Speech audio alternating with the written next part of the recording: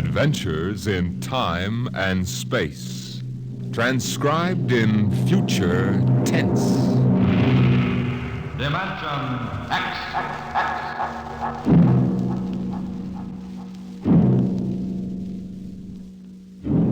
The National Broadcasting Company, in cooperation with Street and Smith, publishers of astounding science fiction, bring you Dimension X.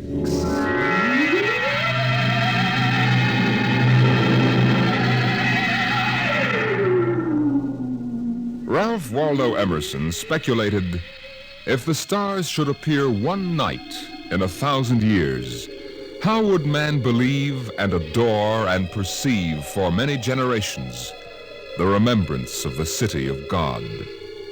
Now, this was philosophically interesting. But on the edge of the galaxy, there is a planet which swings on its orbit in a cluster of 6 suns. These suns hang in the sky above. Never less than 2 shine down through the entire 23.8 hours of the planet's day. The yellow light has burned down on the planet continuously into the past, till the mind of man runneth not to the contrary.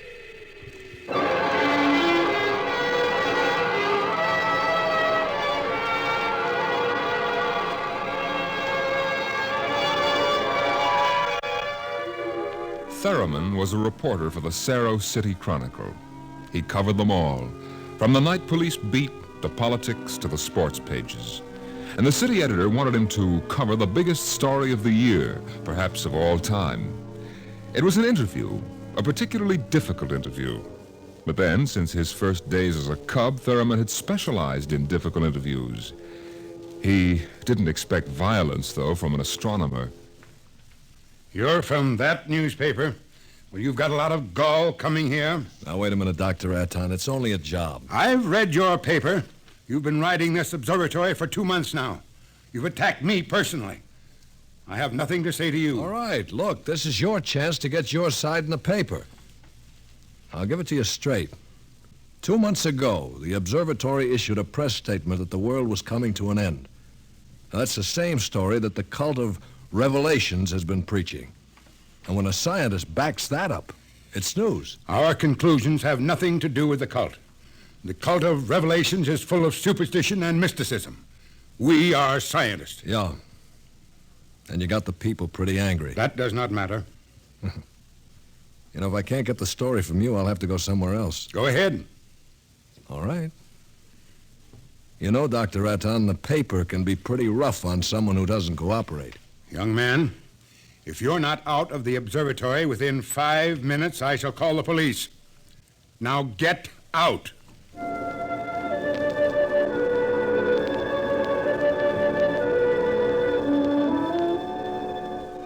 The reporter walks down the long hall from the observatory.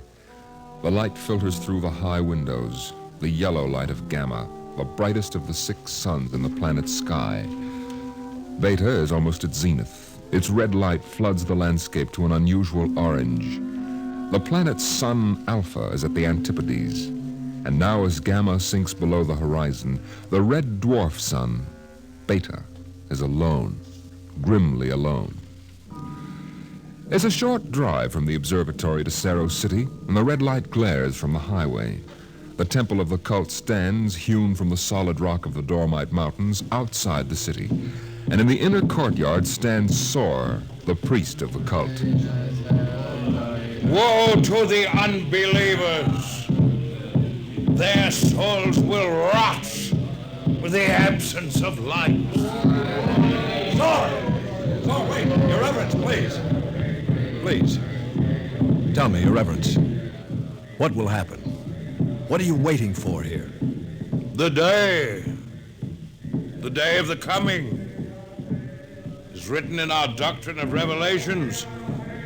It came to pass that the sun, Beta, was alone in the sky. The world was shrunken and cold. Men did assemble in the public squares and highways. Their minds were troubled and their speech confused, for the souls of men awaited the coming of the stars. The lip of the cave of darkness past the edge of Beta. and loud were the cries of men. There was no light on the surface of the world. In this blackness there appeared the stars in countless numbers. And in that moment the souls of men departed from them. Their abandoned bodies became even as beasts. And the stars then reached down the heavens' flame, and where it touched, the cities of the world flamed to destruction. So that of man and all the works of man naught remained. So it is written.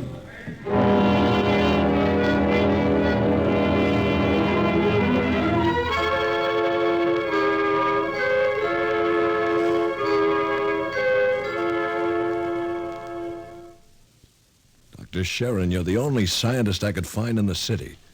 Where is everybody? In the hideout.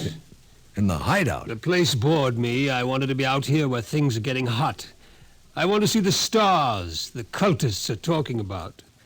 Besides, they don't want me at the hideout. I'm too scrawny to survive. Well, wait a minute. What is the hideout? Well, we professors have managed to convince a few people that our prophecy of doom is valid. We've got about 3,000 people. They're supposed to hide where the darkness and the stars can't get at them. We hope they'll survive and leave records. Survive? Survive what? Oh, there are lots of names for it. The cultists have their myths. Oh, yes. What about that? What is there to these myths? As a matter of fact, what is there to this doctrine of revelation? I'm a psychologist, not an archaeologist. How true it is, I don't know. But the cultists say that every 2,050 years, all the suns disappear, and there is a total darkness. And then they say things appear called stars. Of course, men go mad. They mix all this up with a lot of religio-mystic notions, but that is the central idea. Yeah. Well, that's impossible, isn't it? I mean, there are always at least 2 suns in the sky, most of the time 4 or 5. There are not now, only Beta. Dr. Sharon, you mean that there's going to be worldwide darkness tomorrow? That all mankind will go violently insane? What's behind that? Well, for one thing, this is history of civilization of the world. We've located a series of cycles of civilizations comparable to our own, all of which, without exception, were destroyed by fire at the very height of their culture. All right. But is there any scientific theory behind this and that would explain it? The University Observatory finished their calculations 2 months ago. Tomorrow there will be an eclipse of Beta so that the planet will become dark. That eclipse comes every 2,049 years. Darkness comes. Maybe those mysterious stars that no man has ever seen. And then, madness and the end of civilization. I see. And the scientists expect to live through this at the hideout, huh? They plan to photograph the eclipse and leave the records, and then the rest of mankind will know what to expect. Mm-hmm. Dr. Sharon, what is there in darkness to drive men mad? Have you ever experienced darkness, young man? No, but I know what it is. It's just, well, no light. Draw the curtain. Well, what for? If we had 4 or 5 suns out there, we might want to cut the light down for comfort, but with only Beta... That is the point. Just draw the curtain and then come here and sit down. All right. What? Dr. Sharon, I can't see you. Feel your way. Yeah, but I can't see anything. Do you like it? Well, no, it's awful. The walls. They seem to be closing in on me. I want to keep pushing them away. All right. Draw the curtain back again. The light.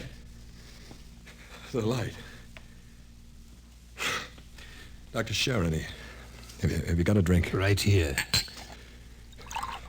That was just a dark room. Yeah.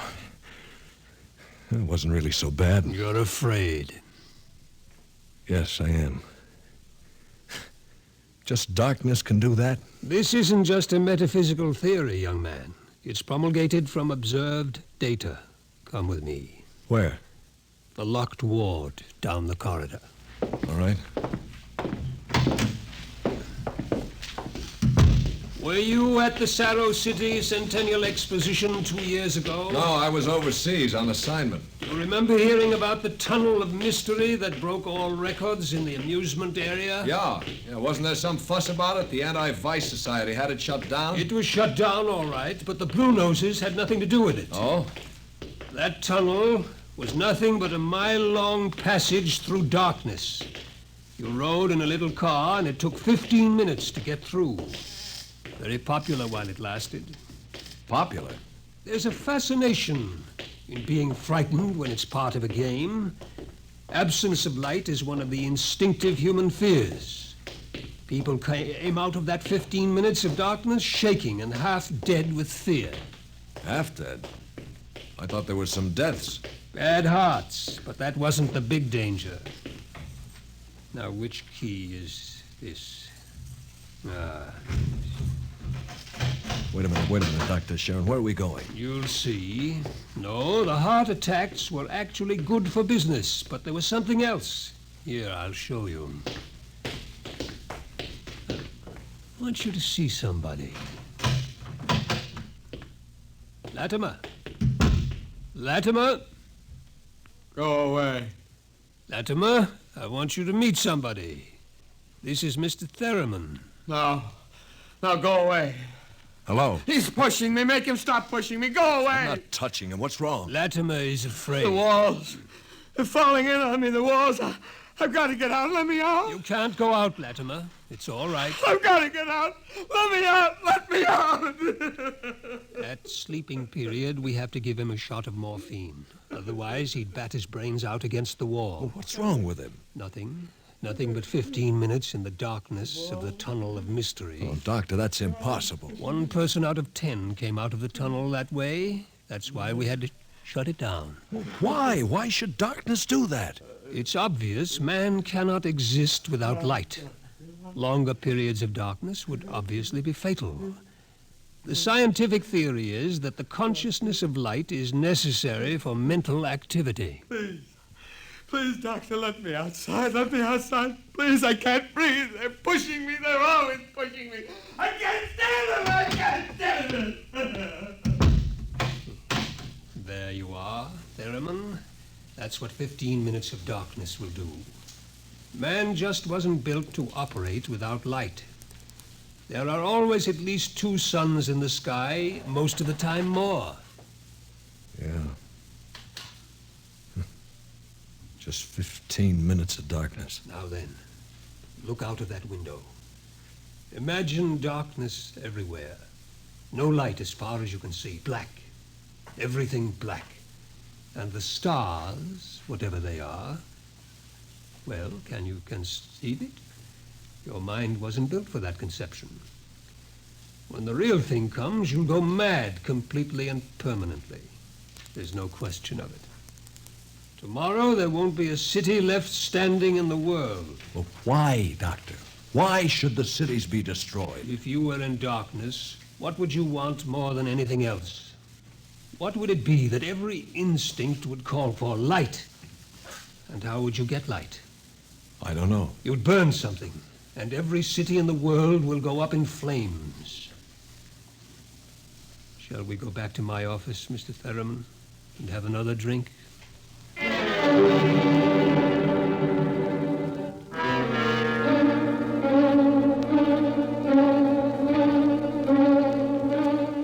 Through the skies, the red sun Beta shines alone. The wind howls across the city. It's cold, colder than man can remember. And as the hour approaches, the reporter goes out and speaks to the man in the street. Excuse me, sir. Excuse me, but I'm from the Chronicle. I'd like to talk to you. Ah, a reporter, huh? That's right. My name is Pellet. 2 L's. Remember the 2 L's. All right. Mr. Pella, what's your occupation? Power technician at the North Division plant. Uh-huh. You're making some kind of a survey, huh? Yeah, in a way. Where are you going now? Home for supper. Well, how about, well, what I mean is, what are you going to do tonight? You mean about this star stuff? Yeah. Well, I'll tell you, mister.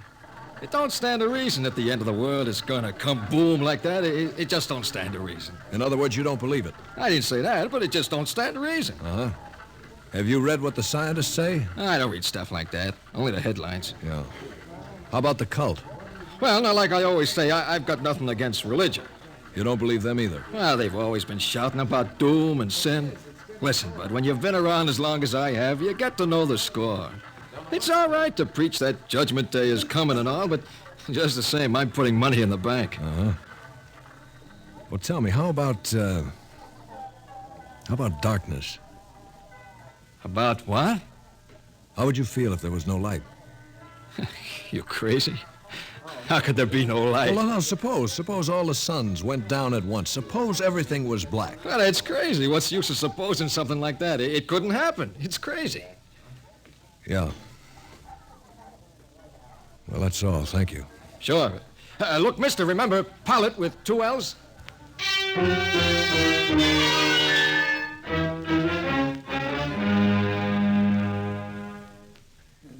Oh, excuse me, sir, but I represent the Chronicle, and we're conducting a poll to determine public opinion with regard to the predicted end of the world. How do you feel about it? All this talk of scientific explanation. It's sinful. That's what it is. Oh, I see. Well, then you're a member of the cult, sir. I sure am.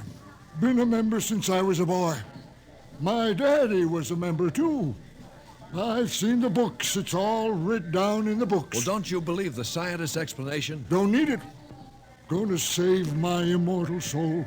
Going to stay on the mountaintop in a white robe while the stars carry me away to glory. Blessed be the stars. Amen.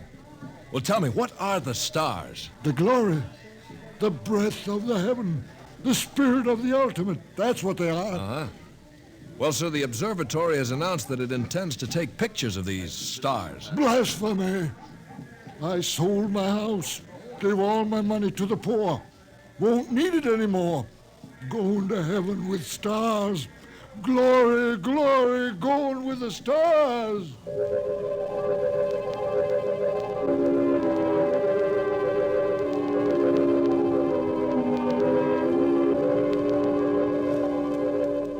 The reporter checks the stock exchange, the stores. Business at a standstill. Doesn't pay to buy anything today, not if the world's going to end tomorrow. There are predictions of economic collapse in the financial section, layoffs at the factories on the edge of the city. And through the streets, the people mill and turn, unsure, crying in fear or shouting with bravado. But the story isn't here in the city. And so as the hour approaches, the reporter goes again to the observatory high in the hills.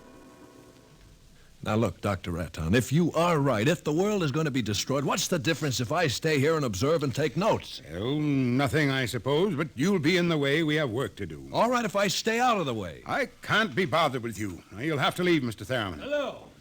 Hello. Oh, hello, Dr. Sharon. This place is like a morgue. It's freezing outside. The wind is enough to hang icicles on your nose.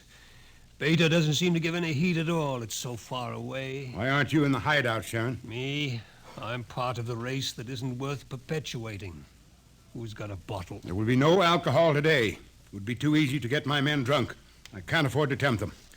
Well, all right, Themin, you can stay, but keep out of the way. Well, thank you, Doctor. Well, gentlemen, I think it's time we took our positions. The observatory dome is up these stairs. Yes, sir. After you, Doctor. What's that? The dome, quick! What is it? The plates. The photographic plates, they're all smashed. There he is. A cultist. He's going for the telescope. After him. I've got it!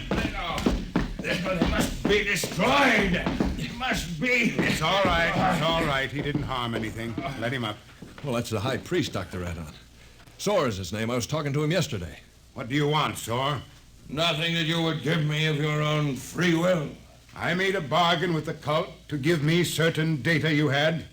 In return, I promised to prove the essential truth of the creed. There was no need to prove that. stands proved by the doctrine of revelations. I offered scientific backing for you believers. You made of the darkness and the stars a natural phenomenon, removed all its real significance. That was blasphemy. The facts exist. Your facts are a fraud and a delusion. How do you know? I know. I suppose you think in trying to warn the world against the menace of madness, we are placing souls in jeopardy. Well, we have not succeeded, if that makes you feel better. Your devilish instruments must be destroyed. We obey the will of the stars. Someone call the police in Cerro City. There's no time for that. Let me handle this. The eclipse is only a few minutes away. Look, Saw, will you give your word of honor to cause no trouble? I will not. Listen, just as soon as the eclipse starts, we're going to take you and put you in a closet with the door closed, and you'll stay there. Then you won't see the darkness, and you won't see the stars. And that means the loss of your immortal soul according to the cult. All right now, will you give your word of honor? You have it. You will all be damned for your deeds of today. Look! Cameras! Yes, sir. Check the exposures carefully. We will, sir. You're shaking, Mr. Theremin. Well, I don't feel very well, that's all. You're not losing your nerve? No, I'm just not used to this. You could probably make the Now, hideout. look, I've been assigned to cover a story and intend to cover it. Professional honor? Yeah. And I'd give my right arm for a bottle right now. I need a drink. What's that? The cultist. That's the doctrine of revelations. Well, I don't understand it. He's chanting some old cycle language. The doctrine of revelations was originally written in it. There are probably 2 million people in Cerro City who are trying to join the cult. One gigantic revival. Dr. Sharon, how do the cultists manage to keep the doctrine of revelations going from cycle to cycle? If everyone goes mad, who wrote this doctrine? There are some people who don't see the stars, the blind.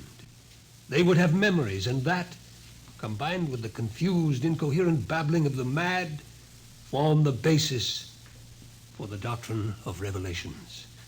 The cult will be riding high down there in the city. I hope they make the most of it. Dr. Sharon, I've just heard from the hideout on private line. They're in trouble? They are safe, but the city is in shambles. You have no idea. It'll get worse. What are you shaking about, Doctor? How do you feel? I don't understand. The cultists are rousing the people to storm the observatory, promising them salvation, promising them anything. How long till the total eclipse? An hour.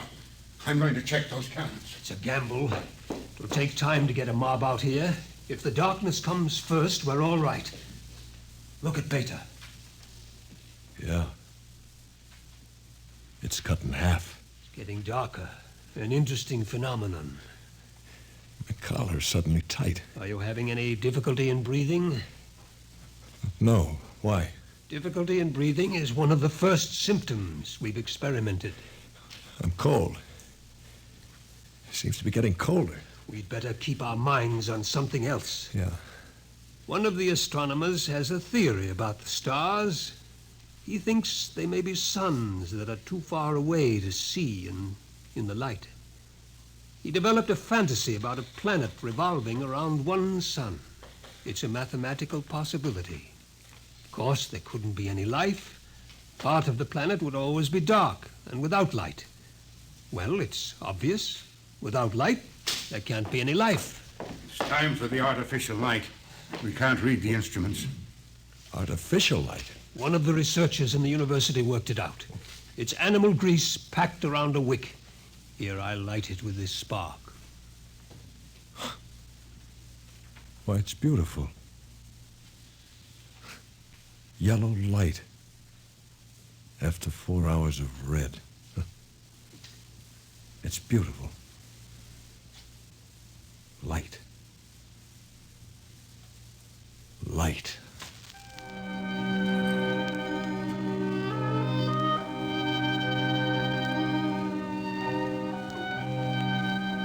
The dome is quiet. The priest in his yellow robe sways slowly as his lips move in the ancient tongue. Over and over he whispers the invocation to the stars. The technicians hunch over the instruments, and the sky gradually turns a horrible deep purple red. The air grows denser. dusk, like a palpable entity, enters the room. The dancing circle of yellow light about the torches etches itself into ever sharper distinction against the ever-gathering grayness beyond. Outside, Beta is a mere smoldering splendor, taking a last look at the world. The western horizon in the direction of the city is lost in darkness, and along the highway to the observatory surges a menacing, shadowy mass. The mob from the city. They're coming. How long till total eclipse? 15 minutes. But that mob will be here in 5. We'll hold them off. Come on, Thurman, downstairs. Now, wait a minute. There's no light down there. We have to block the door. Come on. I can't breathe. I can't go down there. Take a torch. We'll take light with us. Come on.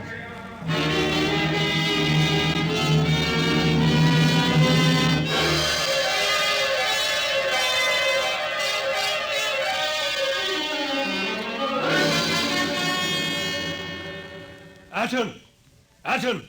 I'm here. Did you bar the door? They won't get in. All right now, everybody.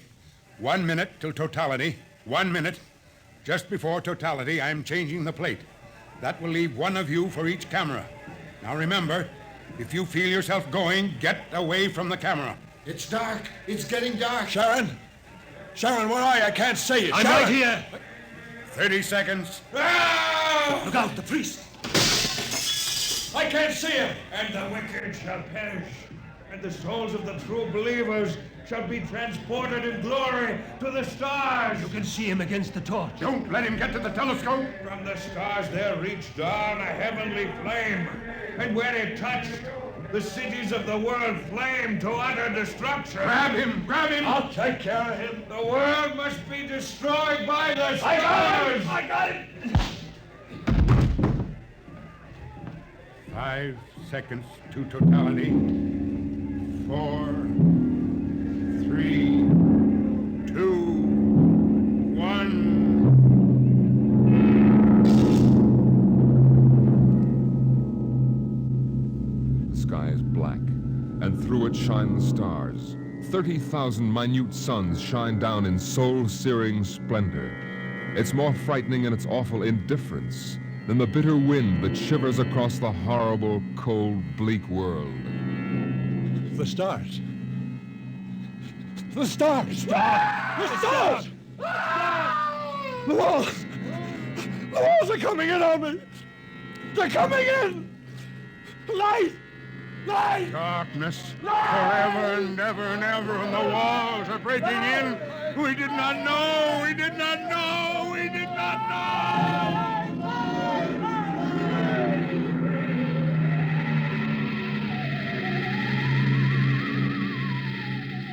On the horizon in the direction of the city, a crimson glow begins growing. 1,000 fires strengthen in brightness that is not the glow of the sun. 1,000,000 fires, as a world mad in the darkness screams in terror for the light.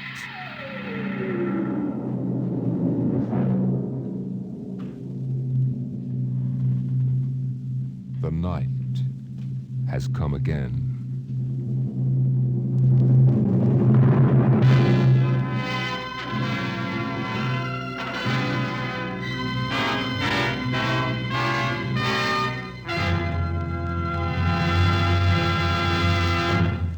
You have just heard another adventure into the unknown world of the future. The world of... Dimension X.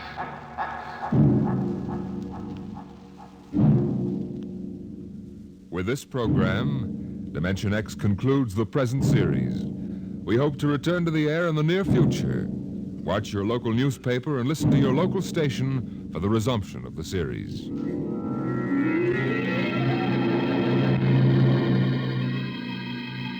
Dimension X is presented transcribed each week by the National Broadcasting Company in cooperation with Street & Smith, publishers of the magazine Astounding Science Fiction. Today, Dimension X has presented Nightfall, written for radio by Ernest Kinoy from the story by Isaac Asimov. Featured in the cast were Lyle Sudreau as the reporter, Cameron Prudhomme as the astronomer, and John McGovern as the psychologist. Your host, Norman Rose. Music by Bert Behrman. Dimension X is produced by William Welch and directed by Fred Way.